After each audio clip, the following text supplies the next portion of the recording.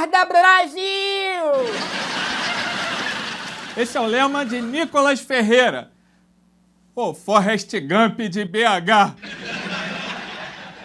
Mas vamos ver o que aconteceria se o povo acordasse de verdade, e nada melhor do que a realidade para tirar esse povo desse sono profundo que eles se encontram, né? Então vamos dar uma olhada nos números dos 2 últimos presidentes e ver o que acontece. Olha, para obter esses dados, a gente utilizou o ChatGPT. E eu tenho certeza de que tem muita gente que vai dizer que o ChatGPT é burro no final desse vídeo. Quer apostar? Crescimento do PIB. O que acontece é que no período Bolsonaro, a economia foi modesta, com crescimento baixo e, claro, muito afetado pela pandemia.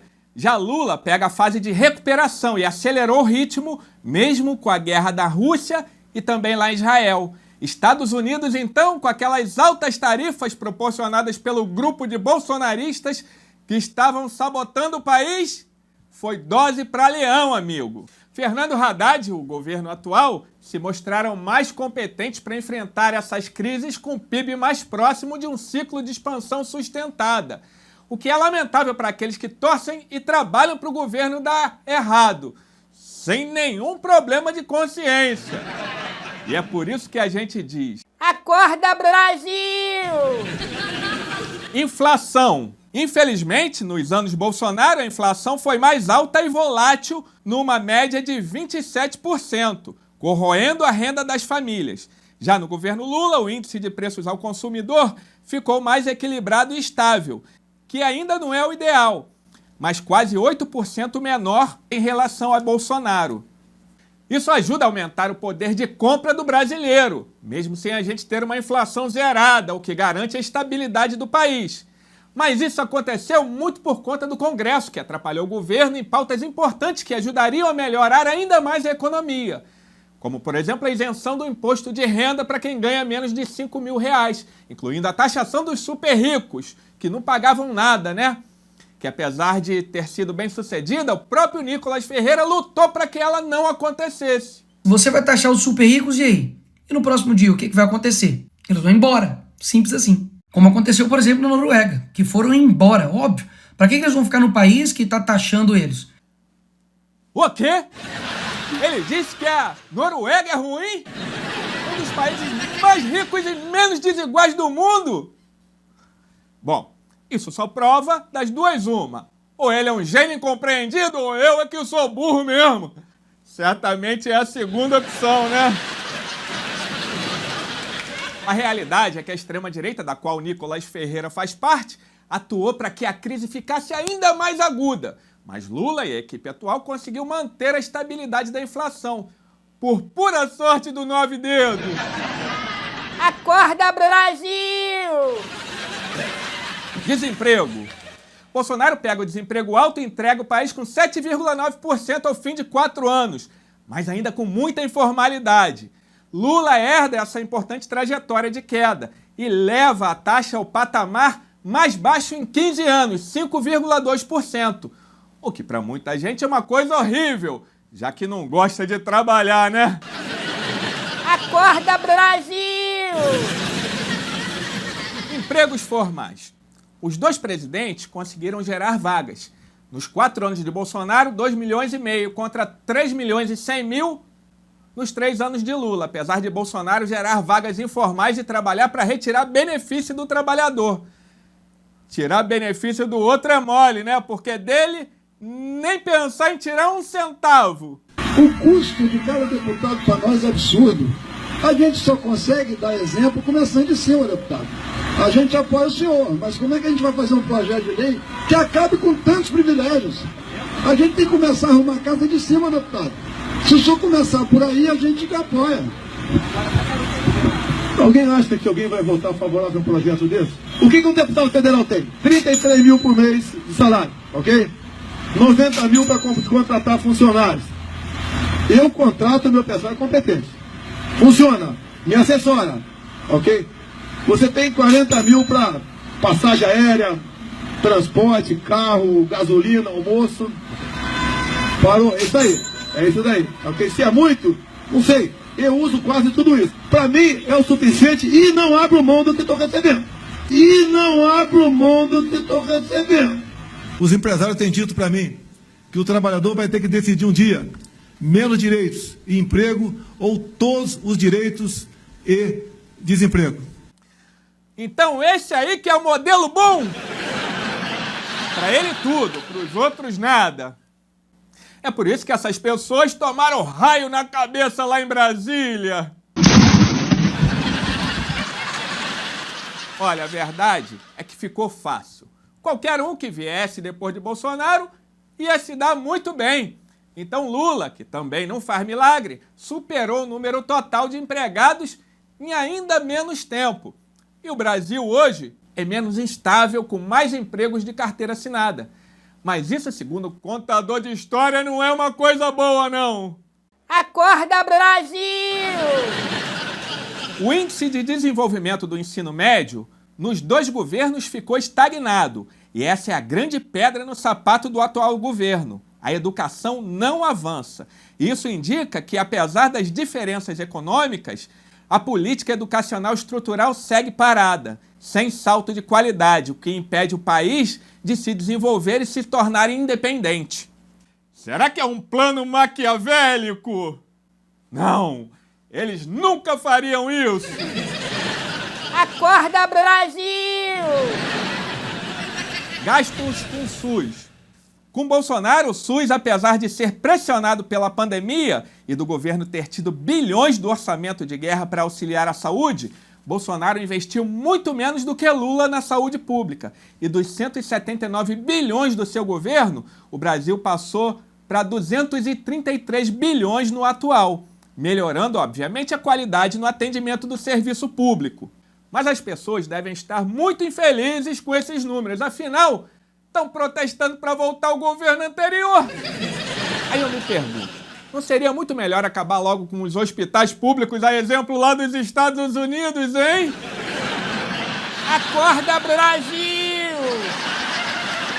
Fome e insegurança alimentar grave foi o que aconteceu no Brasil durante o governo Bolsonaro. Quase 10% da população não sabia se ia ter comida na mesa no outro dia, recolocando o Brasil no mapa da fome que Lula tinha tirado lá nos anos 2000. De volta ao governo em 2023, Lula novamente reverteu esse quadro, reduzindo de forma expressiva a insegurança alimentar grave, baixando para 3,2% o número de pessoas que ainda passam por essa situação crítica. Olha, é claro que a perfeição seria 0%, como acontece lá naquele país ruim que o Nicolas usou como exemplo, a Noruega. Mas quem não está passando fome não sente uma coisa chamada empatia. Ah, eles nem sabem o que é isso, se é um bicho ou se é um carro. Acorda, Brasil! Índice de desigualdade. A desigualdade subiu na crise e depois recuou levemente com Bolsonaro, mas sem uma ruptura. Afinal, o governo nunca trabalhou para isso e sim acentuou a crise com políticas que ainda pioraram os índices de desigualdade. Com Lula, a desigualdade caiu a patamares historicamente baixos, que certamente ainda tem muito que melhorar. Mas pelo menos o país está no caminho certo de novo, com políticas de transferência de renda e valorização do salário mínimo. Mas esses são índices que não deveriam recuar de maneira nenhuma. Deveriam ser motivo até de impeachment de um presidente. Mas tem muita gente que acha que ao invés de sonhar com um mundo bom e construir ele, que a gente tem que continuar dando bilhões para alguns, enquanto o povo afunda na miséria. Grande ideia desse povo de Deus, não é mesmo? Acorda, Brasil! Salário mínimo. No período de Bolsonaro, o ganho real foi tímido, quase simbólico. Já no de Lula, o reajuste real é maior e contínuo, o que impacta diretamente milhões de trabalhadores e beneficiários, que têm os seus ganhos atrelados ao salário, é óbvio. Nicolas, por exemplo, é contra acabar com a escala 6x1, porque o público dele são os empresários. Ele nunca está do lado do mais pobre. Mas, Nicolas, por que então você não assinou a PEC? Porque a PEC não diz respeito a isso. Ela impõe uma escala de 4x3, onde ela não vê, inclusive, os impactos socioeconômicos disso. Esse depoimento é muito revelador. porque mostra que para ele o que interessa é só o dinheiro no bolso dos empresários e não o ser humano que não tem tempo para viver. E essa é a diferença fundamental entre a direita e a esquerda. A direita é materialista, enquanto a esquerda é humanista.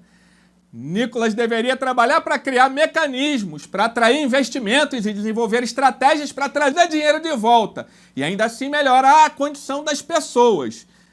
Mas ele trabalha 3 dias por semana, vai pensar em melhorar a vida das pessoas para quê? Não é muito mais fácil puxar o tapete dos outros? Acorda, Brasil! Dívida em relação ao PIB. A dívida do Brasil cresceu forte com Bolsonaro, sobretudo por causa da pandemia, mas também pela escolha fiscal. Isso reduziu a cobrança de impostos onde não podia, além de tirar poder de compra dos mais pobres, aumentando a dívida de 74% para 88% do PIB. Agora, no governo Lula, há um movimento de estabilização relativa em 82%, indicando tentativa de conciliar o gasto social com alguma disciplina fiscal. Mas principalmente taxando os mais ricos, o que aumenta o consumo dos mais pobres e gera uma estabilização na economia. Mas esse plano está errado, tem que voltar como era antes. Acorda, Brasil! Investimentos. Os investimentos ficaram num nível modesto com Bolsonaro. Afinal, era um governo focado só em si. Quem mais se deu bem foram os parlamentares. Mais de 35 bilhões de reais. Essa é a quantia que a União deve desembolsar para pagar emendas parlamentares esse ano. Os valores triplicaram durante o governo Bolsonaro. Olha, por outro lado, no governo Lula, ele retoma o Programa de Aceleração do Crescimento, o PAC. E mesmo que ainda modesto, os investimentos sobem para 17,5% em relação ao PIB. Porque apesar de muita gente achar que é mágica, que hoje está ruim e amanhã vai estar resolvido, não existe milagre não. E o importante é crescer sempre, que é o que está acontecendo agora. Mas para eles está uma merda. Vamos derrubar esse governo. Acorda, Brasil! E para finalizar, a gente vai analisar uma taxa muito importante. O Brasil é o país onde mais se mata no mundo inteiro. E já havia uma tendência de queda nos homicídios, que começou antes de Bolsonaro e permaneceu no seu mandato. Justo, é assim que tem que ser, caindo de 45 mil para 40 mil homicídios. Muito longe do ideal ainda, porque isso mostra que a gente vive numa sociedade cheia de psicopatas. Mas a mesma fórmula deve ser observada no governo Lula, que hoje continua com a curva descendente desses índices e atingir o menor patamar em muitos anos. É claro que Bolsonaro foi ajudado nesses números pela pandemia, que tirou todo mundo das ruas, por isso a queda de 11%. Porque, na verdade, para ele tinha que morrer mais gente, né? Ele é a favor do assassinato. Com Lula, a quantidade de homicídios segue caindo lentamente. E é um problema que deve se ter muito mais atenção, mas que a gente sabe que só vai ser resolvido com a diminuição da desigualdade e forte investimento na educação, o que não foi bom nem no governo e nem no outro, infelizmente. Então, Nicolas Ferreira grita: Acorda, Brasil! Acorda, Brasil! Acorda para a realidade, porque esse mundo de sonho e fantasia bolsonarista, até Deus já tá de saco cheio, hein? Tô falando sério!